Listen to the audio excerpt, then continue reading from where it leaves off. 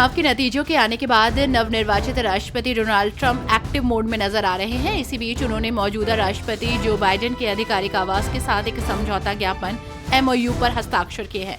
इसके तहत ट्रंप की टीम राष्ट्रपति भवन में होने वाले बदलावों के अगले चरण के लिए अभी से तैयारी कर रही है, ताकि वो सरकार में आने के बाद पहले दिन से ही बड़े फैसले लेने के लिए तैयार रहे। अमेरिका में साल 2003 में कैलिफोर्निया की एक बायोटेक फर्म में हुए धमाके का आरोपी 21 साल बाद UK से गिरफ्तार किया गया है। अमेरिका की संघीय जांच एजेंसी FBI ने मंगलवार को ये जानकारी दी है।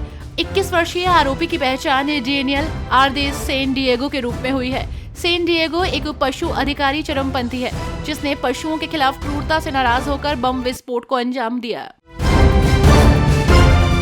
चिन्मय कृष्णदास की गिरफ्तारी को लेकर बांग्लादेश में लगातार विरोध प्रदर्शन हो रहे हैं। इस बीच मंगलवार को एक वकील की भी हत्या कर दी गई।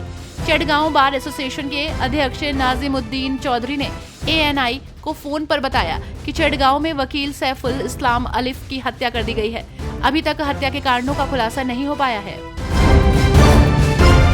इजराइल और हिजबुल्लाह के बीच बीते करीब 2 महीने से जारी जंग में हजारों लोगों की जान जाने के बाद आखिरकार दोनों पक्षों के बीच युद्ध विराम पर सहमति बन गई। इसे लेकर फिलहाल शर्तों का खुलासा नहीं हुआ है। हालांकि इजराइल के प्रधानमंत्री बेंजामिन ने वो कारण बताए हैं जिसकी वजह से दोनों पक्षों में युद्ध विराम को लेकर सहमति बनी है। पाकिस्तान के पूर्व PM इमरान खान इन दिनों जेल में बंद हैं। वहीं उनके पार्टी के कार्यकर्ताओं ने राजधानी इस्लामाबाद में अपने विरोध प्रदर्शन को समाप्त कर दिया। 2 दिनों तक PTI समर्थकों ने इमरान खान की रिहाई के लिए मार्च किया। इस्लामाबाद में हालात बिगड़ने के बाद सेना को उतारना पड़ा। प्रदर्शनकारियों और सुरक्षा बलों के बीच मंगलवार देर रात तक झड़प हुई। बुधवार को PTI ने अपना मार्च समाप्त करने का ऐलान किया। इटली के फ्यूगी शहर में G7 विदेश मंत्रियों की बैठक में आमंत्रित जयशंकर ने कहा कि ऐसे समय जब सहयोग बढ़ाने से जुड़ी कोशिशें जारी हैं, तब हिंद प्रशांत क्षेत्र को भी व्यवहारिक समाधान, तेज कूटनीति, बेहतर समायोजन और ज्यादा खुली बातचीत की जरूरत है।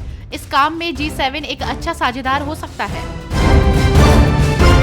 ब्रिटेन की हिंद प्रशांत मंत्री कैथरीन वेस्ट ने हाल ही में दिल्ली के दौरे के बाद एक कार्यक्रम में कहा कि दिल्ली की वायु गुणवत्ता बेहद खराब है और ऐसे में भारत के साथ मिलकर ब्रिटेन स्वस्थ जलवायु की दिशा में आगे बढ़ने के लिए सर्वोत्तम उपायों को साझा कर सकता है। उन्होंने ब्रिटिश PM कीर स्टारमर और PM नरेंद्र मोदी के नए मुक्त व्यापार समझौते यानी कि FTA वार्ता को दोबारा शुरू करने की घोषणा का भी स्वागत किया। अमेरिका में राष्ट्रपति चुनाव जीतने के बाद डोनाल्ड ट्रंप ने अपनी नई टीम तैयार कर ली है। उन्होंने इस बार इन नए चेहरों को मौका दिया है। इसमें दिग्गज कारोबारी एलन मस्क से लेकर जेमिसन ग्रीर जैसे नए चेहरे शामिल हैं। आपको बता दें कि वो अगले साल 20 जनवरी को शपथ लेंगे, मगर इससे पहले वो अपनी टीम का गठन करने में जुटे हुए हैं। उन्होंने टीम में कई नए चेहरों को मौका दिया है। इसमें जेमिसन ग्रीर और केविन हैसेट जैसे नाम शामिल हैं।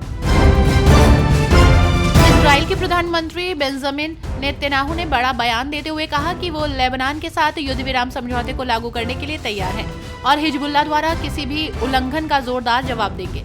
साथ ही उन्होंने घोषणा की कि इजराइल कार्रवाई की पूर्ण सैन्य स्वतंत्रता बरकरार रखेगा। अमेरिका की मध्यस्थता से समझौता कराने का प्रयास किया जा रहा है।